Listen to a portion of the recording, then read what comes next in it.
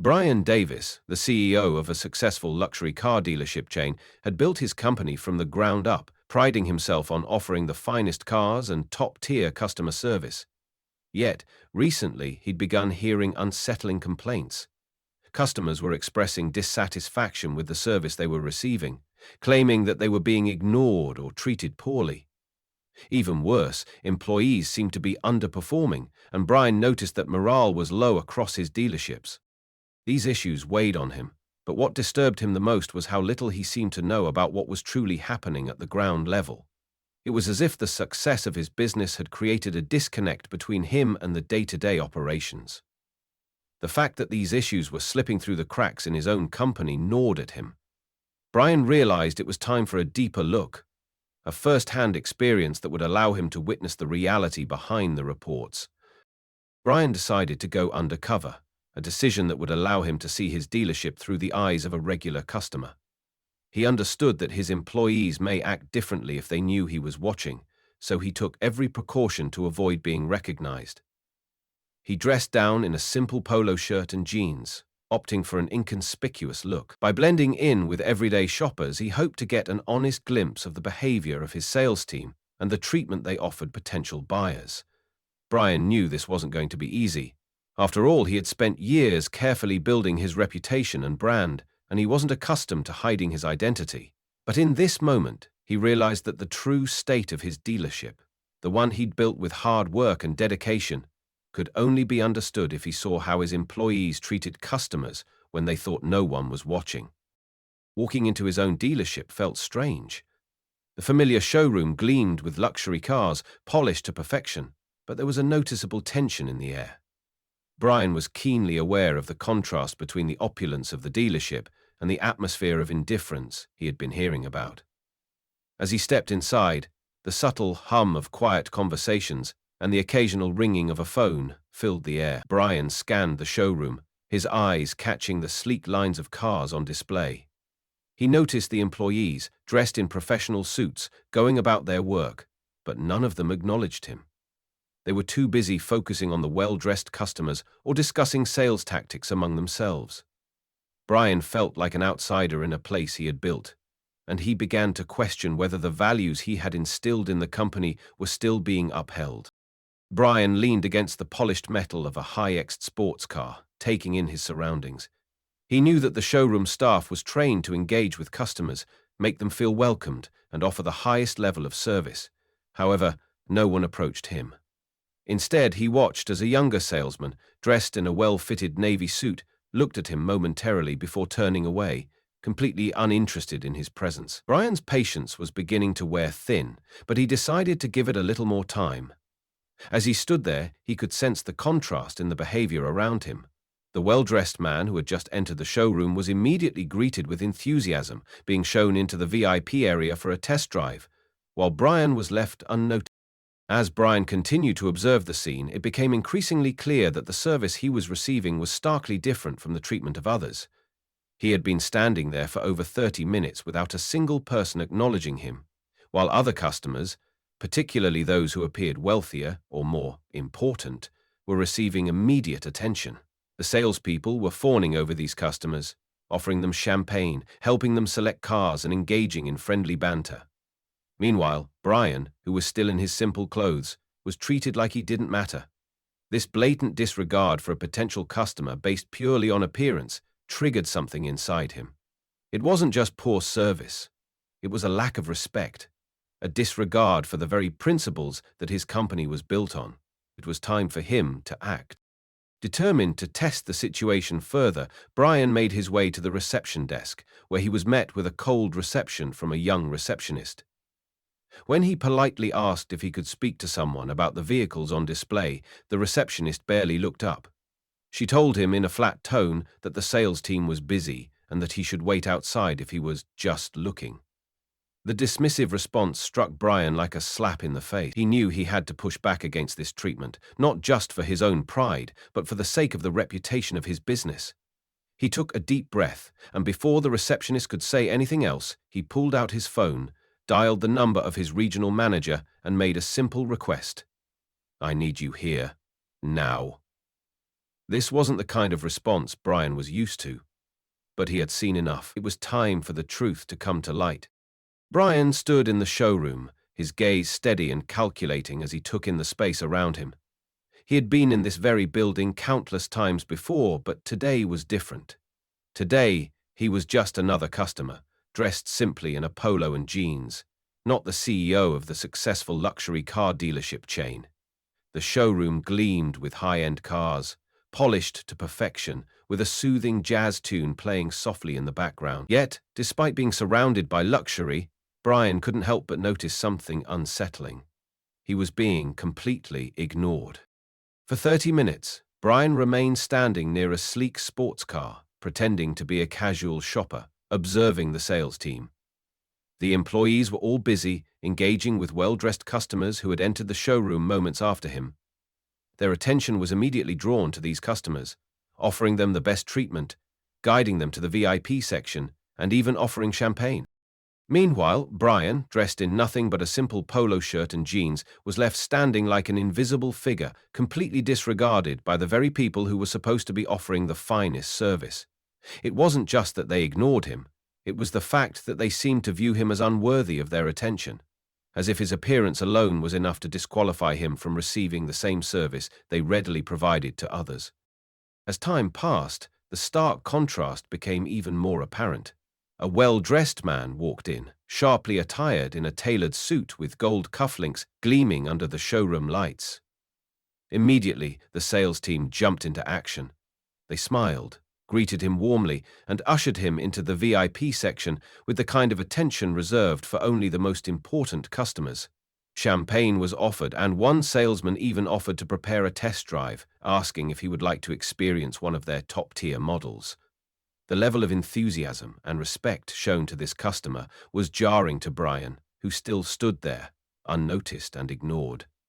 The treatment felt not just preferential but discriminatory, based on something as superficial as the man's appearance. Brian's frustration began to build, but he kept quiet, observing the scene unfold before him. Deciding he couldn't remain a passive observer any longer, Brian finally made the decision to approach the reception desk. He walked slowly, determined to see how his inquiry would be handled, even though he had already suspected the outcome. The receptionist, a young woman in her late 20s with perfectly styled hair, barely looked up as he approached. Brian greeted her politely and asked if he could get some more information on one of the models he had seen on the floor. He was met with an indifferent glance before she said, "Sales reps are busy. If you're just looking, you can wait outside." Her tone was flat and dismissive, with no attempt to engage or offer any help.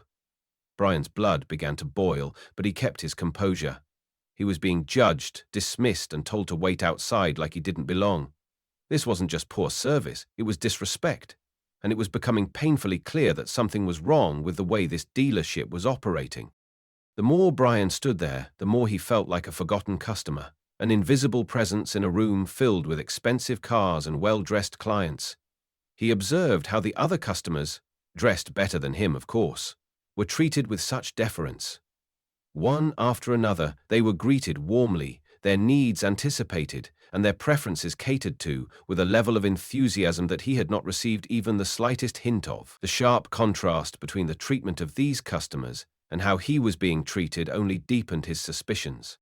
How many others had walked into this dealership and faced the same treatment simply because they didn't fit a certain image? How many customers had been turned away or ignored, not because they weren't interested, but because they didn't look the part? This wasn't just a single incident of poor customer service. It was a clear indication of a deeper issue, one that ran through the dealership's culture. Brian could feel it in the air, the indifference, the lack of professionalism, and the bias against people who didn't fit into the mold of what the sales team deemed worthy. As he stood there watching the salespeople scramble over each other to assist customers who fit their narrow view of what mattered, he realized that this culture wasn't just bad for business, it was downright damaging to the reputation of his company. It was undermining everything he had worked so hard to build, and if left unchecked, it would continue to hurt not just the customers, but the employees as well. Brian stood still, weighing his next move. He was no longer just disappointed, he was disillusioned. This wasn't how he envisioned his business operating. He had spent years cultivating a reputation based on respect, fairness, and exceptional service, and yet, here he was, witnessing the opposite, a dealership where customers were treated differently based on superficial assumptions, where the employees themselves were the first to judge, based not on the value of the customer, but on their appearance. Brian knew he couldn't walk away without taking action. He had already seen enough. Brian's frustration simmered as he continued to observe the behavior of the sales staff. He had already been ignored for far too long, and the contrast between how he was treated and the VIP treatment given to better-dressed customers was becoming unbearable. His suspicion grew as he noticed the dismissive attitude that was quickly becoming a pattern. Then, his suspicion was confirmed when he encountered Tom, an older salesman who walked up to him with a deliberate air of indifference. "Can I help you, sir?" Tom's voice was polite, but there was something in his tone that made it clear he wasn't truly interested in assisting Brian.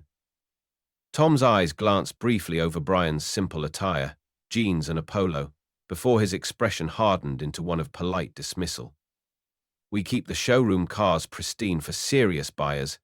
If you're not really looking to purchase, you might want to check out our pre-owned lot down the road. We've got some good deals there." The words were delivered with a hint of condescension, as though Brian's appearance alone disqualified him from being worthy of a luxury car in the showroom. This interaction, so casual in its bias, stung more than Brian expected. Tom hadn't bothered to ask Brian any questions, hadn't made any attempt to gauge whether he was a serious buyer. Instead, he had assumed, based entirely on Brian's appearance, that he didn't belong in the showroom, and directed him to the pre-owned lot, a place that had always been considered a lower-tier option. Brian couldn't help but feel that Tom's behavior was a reflection of a deeper issue within the dealership, a bias that was silently pervasive in the way customers were treated. Brian had experienced it firsthand, and now he could see how it could potentially drive customers away. The lack of professionalism was glaring, and it made him wonder how many other people had walked through those doors, only to be ignored or misjudged. Brian's eyes narrowed as he thought about the countless other customers who may have faced this kind of dismissive treatment. People who were made to feel unimportant because of their appearance. How many potential buyers had been turned away because they didn't look the part or dress in the way the sales staff expected them to? This wasn't just bad customer service. It was an outright failure to treat people with the respect they deserved. It was clear that this behavior had become normalized, and the employees, whether consciously or unconsciously, had come to believe that they could judge the value of a customer based on their clothes or their apparent wealth. It was wrong, and Brian knew that it needed to be addressed. The weight of the realization hit Brian hard. As the CEO, he had always prided himself on creating a culture where all customers, regardless of their background or appearance, were treated with respect. Yet here he was, witnessing the opposite in his own dealership. His business, built on the foundation of treating people with dignity, was being undermined by his own employees. He could no longer ignore the reality of what was happening. It wasn't just a few isolated incidents, it was systemic. The dealership's culture was one of exclusion, not inclusion, and that was something that had to change. Brian could feel the shift in his mindset. He had come into the dealership that day under the guise of a regular customer, testing his employees, but the truth was more unsettling than he anticipated. He was no longer just disappointed, he was determined to make sure that no customer ever felt the way he had felt that day, determined to make sure that his dealership upheld the very values it was founded on. He had seen enough, and he couldn't leave it like this. The treatment of his customers, especially those who didn't fit the ideal image, had to change. With resolve settling in his chest, Brian knew that he needed to act swiftly. He couldn't let this moment pass without taking the necessary steps. Tom's dismissive attitude wasn't just about one person. It was indicative of a larger, more pervasive problem that had festered within his business. Brian had always believed that leadership started from the top, and now it was time for him to lead by example. He couldn't stand by and let this toxic culture continue. Changes were needed, and they needed to be implemented immediately. He would take action, not just for himself, but for every customer who walked through the doors of his dealership from now on. Brian stood motionless in the showroom, his gaze fixed on the sales team, who continued to ignore him, treating him as if he was invisible. The weight of their dismissiveness hung heavy in the air, and a wave of frustration washed over him. He had been patient, too patient, but now he could feel his resolve beginning to crack. The contrast between how he had been treated and the red carpet rolled out for others was unmistakable. He couldn't let this slide. The dealership that he had built from the ground up, based on principles of respect and fairness, was operating under the guise of hospitality but had, in reality, become a place of exclusion and bias.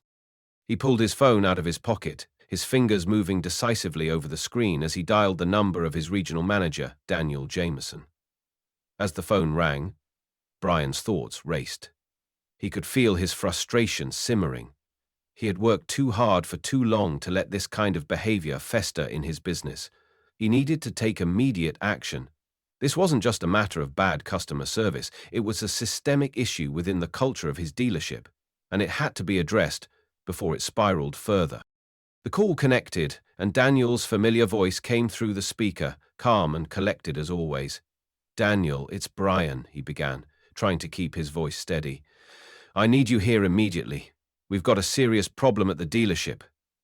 There was a brief pause before Daniel responded, sensing the gravity in Brian's tone. "What's going on, Brian?" he asked, his concern evident. "It's the staff," Brian continued, his voice hardening. "They've been treating customers, and even me, with blatant disrespect. I need you to intervene. We can't let this go on any longer." The frustration in Brian's voice was palpable, and Daniel responded quickly, acknowledging the seriousness of the situation. "I'm on my way," he assured Brian, knowing full well that the CEO's tone wasn't one to be taken lightly. Little did the staff know they had just mistreated their very boss, someone they had assumed was just another customer, an ordinary person in a polo and jeans. Brian had been treated like an outsider, dismissed and judged based solely on his appearance. But what they didn't realize was that he wasn't just any customer. He was the man who owned the business, and he was about to make them understand the consequences of their actions. Brian wasn't the type to lash out impulsively, but he knew this situation called for something different. This time, he wasn't going to tolerate this kind of behavior. As the conversation with Daniel ended, Brian leaned against one of the luxury cars on display, his eyes never leaving the sales team.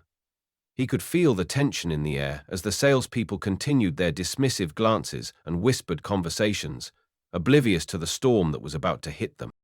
Then, just as Brian was starting to feel the full weight of the injustice he had experienced, a sleek, black luxury car pulled up to the front of the dealership.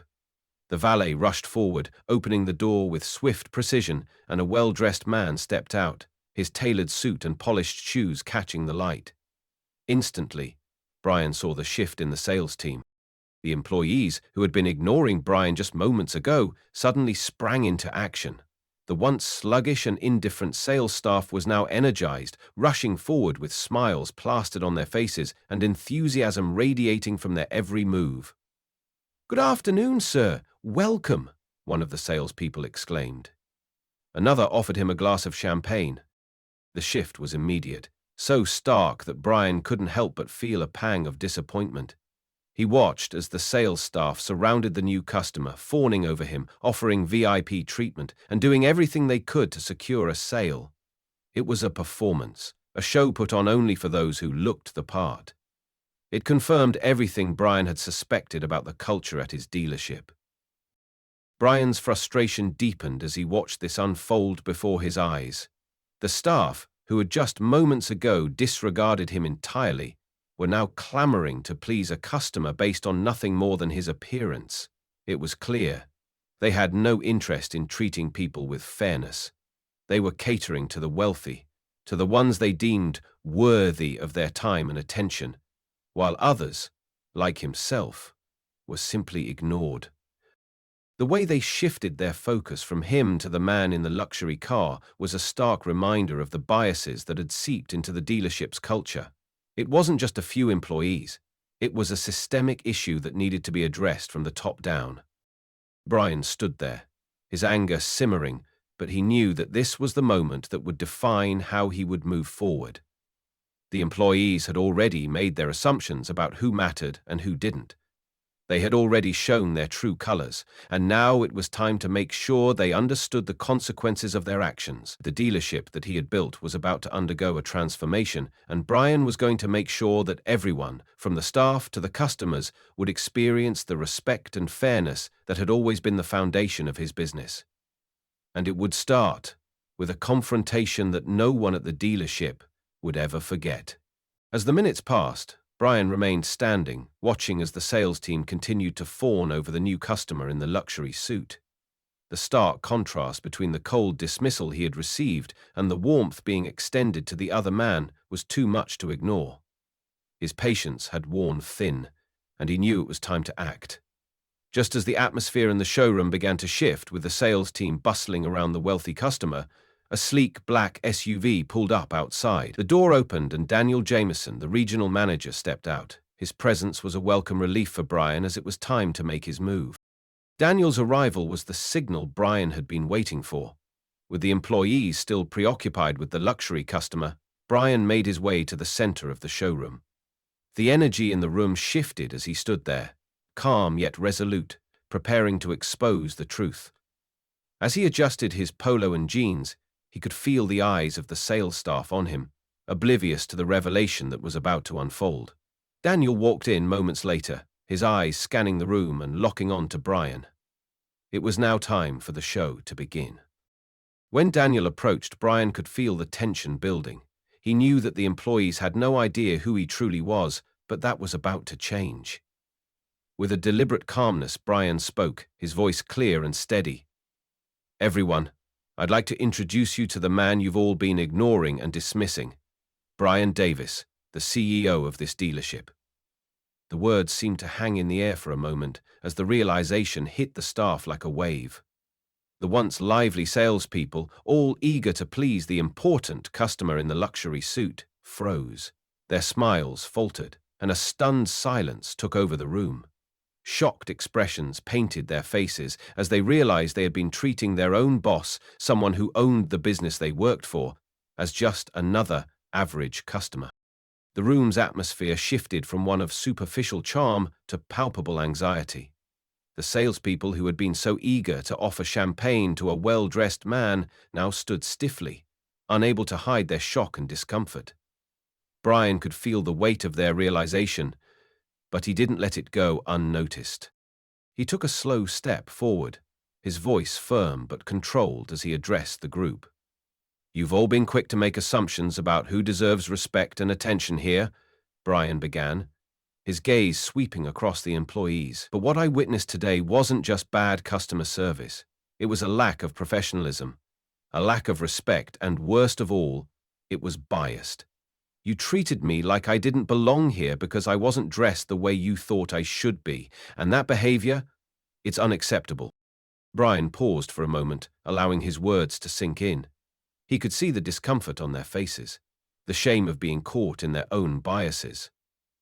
This dealership was built on the principles of treating every customer with the same level of respect, regardless of how they dress, how much money they have, or who they are. What you've done today is the complete opposite of that. Brian's voice was steady, but there was an unmistakable edge of disappointment in it.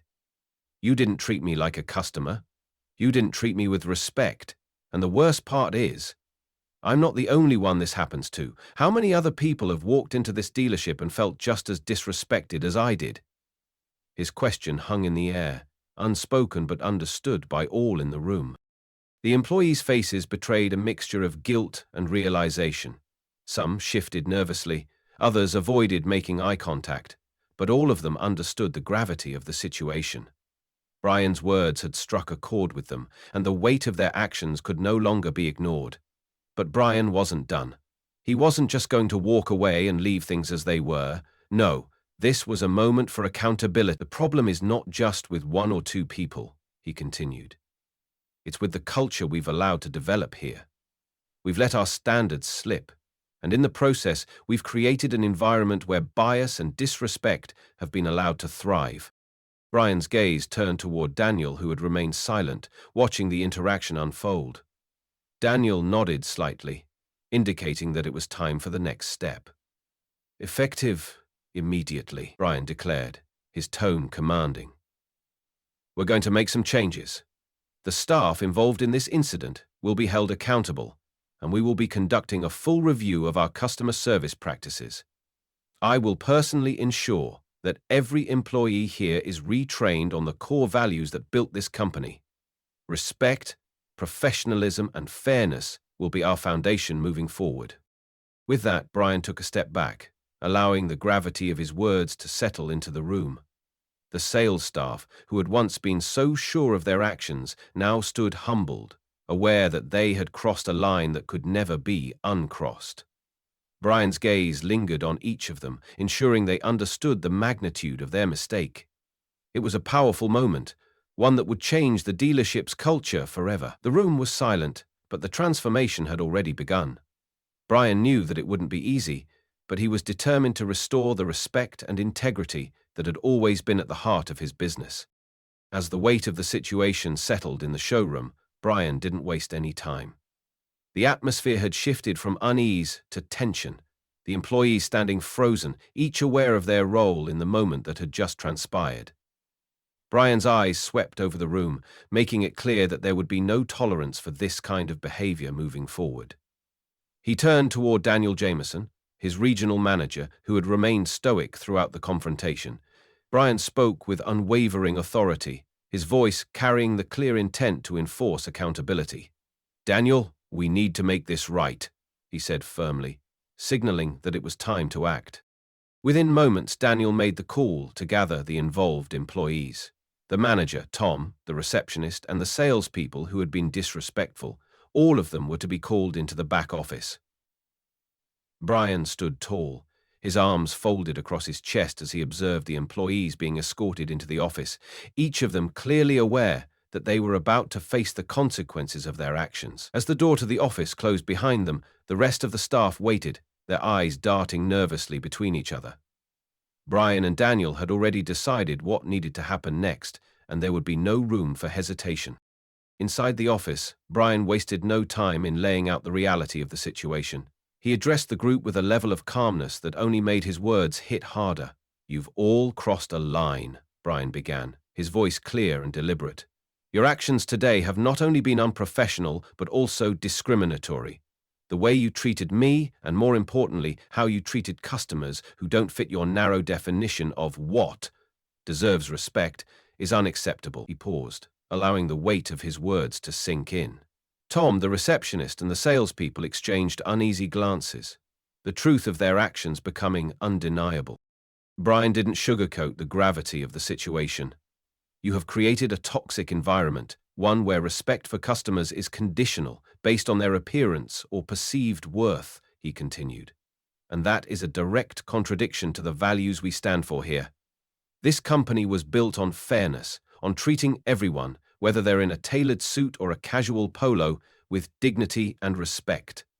That is not negotiable." Brian's tone hardened slightly as he spoke the next words. "You will no longer be a part of this company's future. Effective immediately, you are all terminated." The room was silent. The employees had no response, no defense, as they absorbed the impact of what Brian had just said. The shock was evident on their faces. Tom's jaw had tightened, the receptionist looked like she might burst into tears, and the salespeople shifted uncomfortably, unable to meet Brian's gaze. It was clear they had never expected this level of consequence, especially not from someone they had so easily dismissed. As they stood there, realizing their mistake, Brian spoke again, his voice resolute. "This is not just about you losing your job.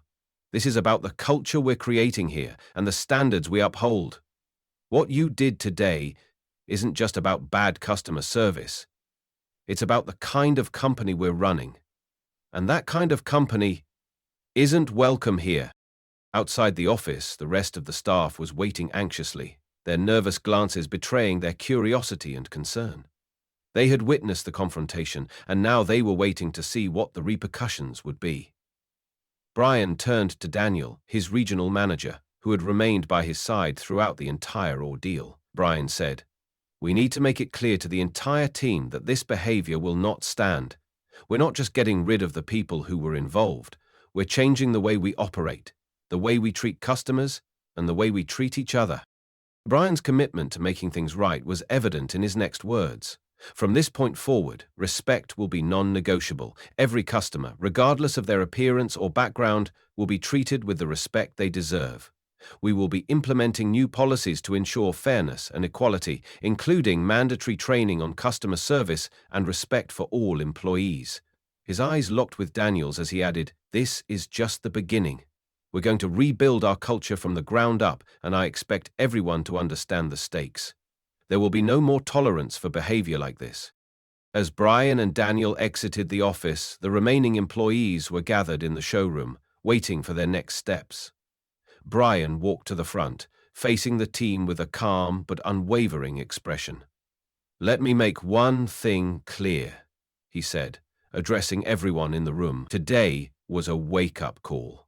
This company stands for respect, fairness, and integrity. We will not tolerate bias. We will not tolerate discrimination, and we will not tolerate unprofessional behavior. This is the standard, and if you can't meet it, then this is not the place for you." The employees, many of whom had witnessed the sudden firings, nodded slowly, their faces a mixture of relief and uncertainty. Some had been part of the culture that had allowed the toxic behavior to flourish, but Brian's words struck a chord. They understood that change was coming, and it would be up to them to be part of that transformation. "We're starting fresh," Brian continued, "but it won't be easy. It will take hard work, commitment, and accountability. We're all in this together, and I expect each and every one of you to step up and make this place better." As Brian left the dealership that day, he knew that the process of rebuilding would take time, but he felt a sense of resolve, knowing that the foundation of respect and professionalism was being laid for the future. The showroom that had once been filled with bias and disdain would now be a place where every customer was welcomed and valued. The change had begun, and Brian was determined to see it through. The atmosphere inside the dealership had changed drastically since the confrontations earlier in the day. Brian stood before the staff, who now had the weight of their actions bearing down on them. There was no mistaking the gravity of the situation, but Brian was determined to make sure the changes that followed were clear and permanent. With a calm but resolute expression, he addressed the team. "Let me make one thing abundantly clear," Brian began. "The core value of this dealership has always been respect. Respect for every customer, regardless of who they are, what they wear, or how much they can spend." He paused, allowing the significance of his words to sink in. "That respect is not just something we talk about, it's something we live every single day." Brian had already made the decision to implement immediate changes that would ensure the dealership's values aligned with the principles he had built the business on. "Starting today, we're instituting mandatory customer service training for all employees," he continued, his voice firm. "This training will cover not only how we interact with customers, but also how we create a welcoming and inclusive environment for everyone who walks through our doors." The employees stood still, some with heads down, others with expressions of reluctant acknowledgement. The atmosphere was tense, but there was a sense of clarity in the air, as if a shift was taking place right before their eyes. Brian's vision for the dealership was coming into focus, and he was determined to lead it toward a brighter future. The next step in the transformation would involve a company-wide review of staff behavior. "We will be conducting regular performance reviews, focusing on how employees interact with customers, how we handle issues, and whether we uphold our values of fairness and professionalism," Brian announced. "This is not just about what you sell or how many cars you move. It's about how you make people feel when they walk into this dealership. If you're not willing to treat people with dignity and respect, you won't be a part of this business." His words were unwavering, a clear signal that anyone who was not willing to change would no longer have a place in the company. The room was silent, but Brian knew that this was the turning point. It was no longer about the transactions. They were about to become a company that valued integrity above all else. Brian had already made it clear that the status quo was no longer acceptable. As the dealership underwent this transformation, he made sure that the focus shifted from merely selling cars to building a company culture that centered on respect for every individual. "I am bringing in new management," Brian added. "People who share these values. People who believe in treating every customer with the same level of care and respect, no matter their background or financial standing. We need leaders who understand that a business thrives not just on profits, but on the trust and loyalty of its customers." Brian looked around the room, meeting the eyes of each employee, knowing that they were about to enter a new chapter. But it wasn't going to be easy, and Brian knew that the process of transformation would require hard work and commitment from every member of the team. "I want everyone here to understand that true success is not defined by the wealth you accumulate or the status you attain," Brian continued. "Success is about fairness, equality, and treating others with respect. Whether they're here to buy a luxury vehicle or just browsing." His voice grew more resolute as he spoke. "We are not here to judge people based on what they can or cannot afford. We are here to offer our services, our expertise, and most importantly, our respect. This is what will set us apart from every other dealership. It's the kind of business I want to lead." Brian's words hung in the air, and for the first time, it felt as though the entire team was genuinely listening. The tension in the room began to dissipate, replaced by a sense of accountability and understanding. Brian knew that the changes he was making would take time to fully take root, but he also knew that today marked the beginning of something new. As he surveyed the room, he saw a mixture of apprehension and hope in the eyes of his staff, hope that the future could be different, and that they could be part of something bigger than themselves. "To everyone here," Brian concluded, "I want to leave you with one final reminder. How we treat others is what defines us, not just as a business, but as individuals. Wealth and status should never determine how people are treated. We are here to provide exceptional service, to offer our products, but most importantly, we are here to build relationships with our customers based on trust, respect, and fairness. If we do that, we will succeed, not just in terms of sales, but in creating a business we can all be proud of." With that, Brian turned and left the room, his final words resonating in the hearts of everyone who remained. The future was unwritten, but Brian was determined to lead it in the right direction.